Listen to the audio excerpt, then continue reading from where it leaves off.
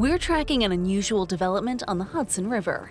Traffic across New York City is currently moving smoothly, though congestion is expected later this evening. One moment, we're receiving a live update. A drone swarm is rapidly approaching from the distance. Large containers labeled SmartBOX are now seen floating on the Hudson. And with incredible precision, they're lifting the containers and placing them directly onto a dockside platform. It's a stunning display of coordinated technology unfolding right now.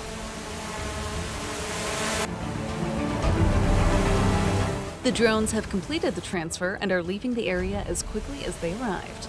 Now, back to your scheduled update. Lower delays this evening around Midtown and Lower Manhattan during rush hour.